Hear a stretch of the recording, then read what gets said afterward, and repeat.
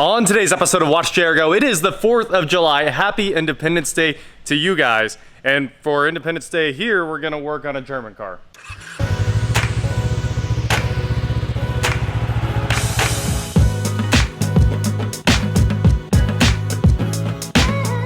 What is going on, guys? I am Watch JR Go, and like I said, today we are here with my 2000 B5 Audi S4 that I bought from Ed Bolian. It was the one from Car Trek, of course, and I do love this car. Of course, after the last track day, we smoked the wheel bearings. I went to take them apart last time and had no luck.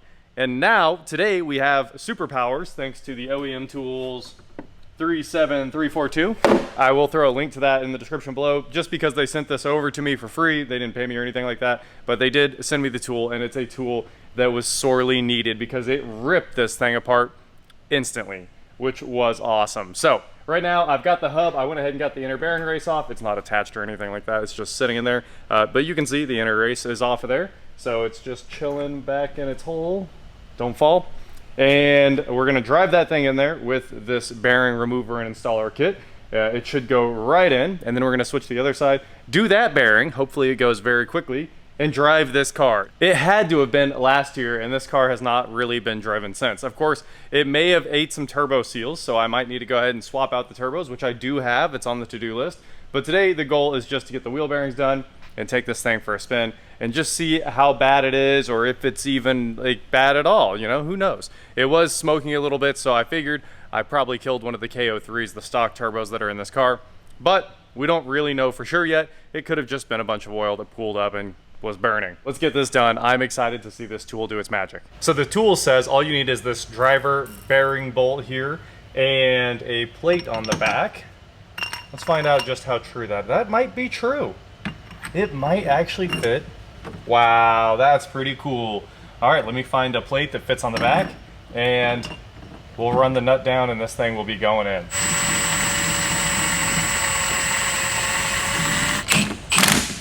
Okay, now we'll stop using power tools for a minute here and run this down by hand.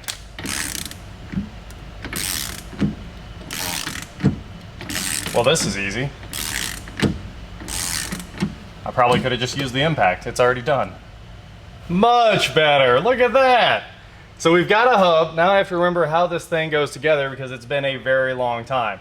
I took all the excess grease I had, wiped it on the splines, because obviously we don't want these CVs getting stuck together in the future here. So hopefully I can throw this thing right back together. I'm pretty sure it's just tossing the CV, tossing the speed sensor, put the bolt back in there. That needs some grease on it too. Definitely needs some grease on the speed sensor there. And we have a new axle bolt too. Of course, these are the bolt through style. It came with the wheel bearing. Lock that thing in there. We can put our bolts back in the suspension. We can start reinstalling the studs. Basically, this thing should fly back together after you're done with all of that fun stuff we had to do to get started. Also, on the next side, I don't think I'll have to remove the studs. That was because I didn't have a puller that would fit around the hub, and now we should be good to go. So we are about to find out. I'm pretty sure these studs are supposed to be Loctited in too, so I might pull them all, clean the threads up real quick, and Loctite them all.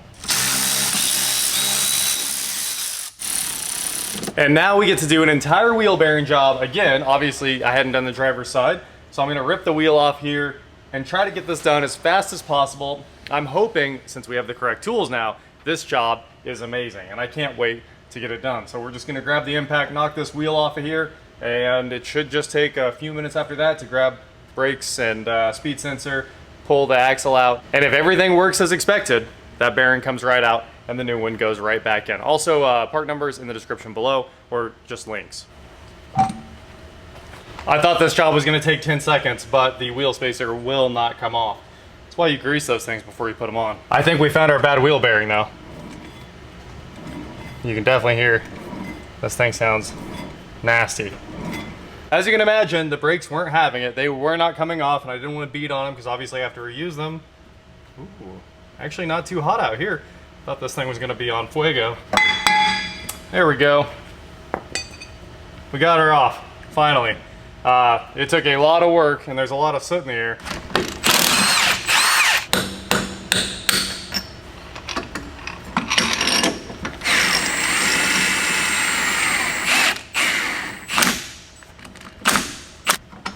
The wheel hub was off in like 2 seconds. Couldn't be easier than that. Well, maybe. She's out. Ooh, still hot. What a job.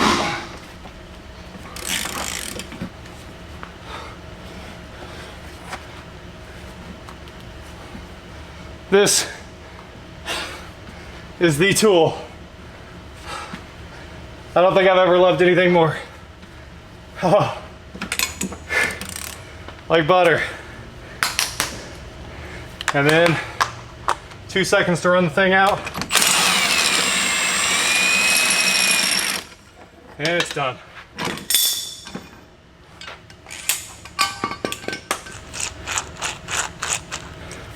It's not really representative of what it was in the car, but it was bad. The most magical part of the entire install right here.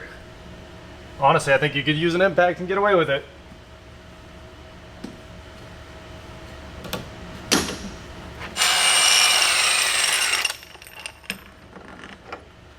The S4 is all back together. You can hear people celebrating it all around the shop. Pretty much forever. And it's time to see if she will run. It's been a long time since this car's been started. We gotta find keys. I put it on the battery charger since it had been sitting forever. Sad day. I forgot the headliner guy ruined the car. It's been a long time since I saw that too.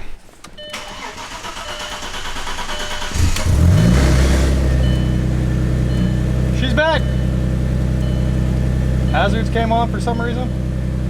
All right, let's go driving. I just checked the oil too. Obviously that's one of my concerns right now, and the level was still perfect from the last time we changed it before the track day. So let's go see what's up. Well, she's been running for a minute now. It took a long time to get it out of that corner over there, obviously, and no smoke. So let's get it out on the road. Wow, I forgot how great this car is. It's been a long time since I've driven it. Everything still works. There's those new turbos hanging out down here. The other one's beside me in the seat.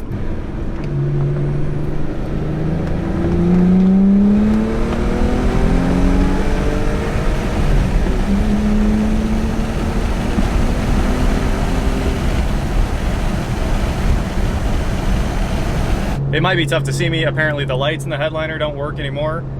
They all worked before, so that's very interesting. And I kind of wonder at this point if what happened was we got a bunch of blow-by and oil ended up in the intercooler, and then driving it really hard sucked it all into the intake.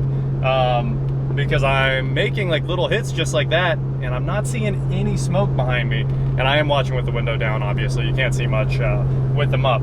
So I'm gonna drive around a little bit more, maybe make a real hit, and we'll see what happens with this thing. I think it's still full of methanol, and as long as it is, this thing can make big boost and it'll be awesome. It just feels like such a rocket ship when that water meth turns on.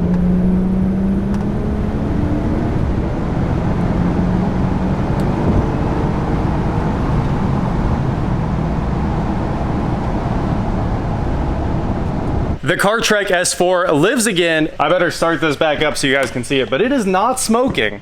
I really thought it was a blown turbo. So she's in neutral. We went and drove, I don't know, 20 minutes. The big loop that I always do. No smoke. It felt great. It felt like it still had all of its power. It does sound a little exhaust leaky under there, but I think it always sounded like that. So that's pretty awesome. A lot better outcome than I could have ever hoped for.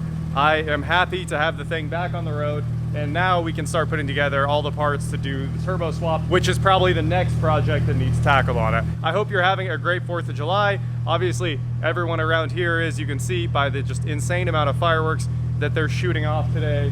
And I'd almost drive this home if I didn't want to take the Volt home. Sounds like a war zone out here. Definitely the coolest part of the 4th. You can't see anything from the shop. You can sure see it out on the road though. Such a good sounding car too. It's dead silent when you're not in it, and when you're making pulls it sounds like a giant vacuum. I know I've talked about it a lot, but I do love that car.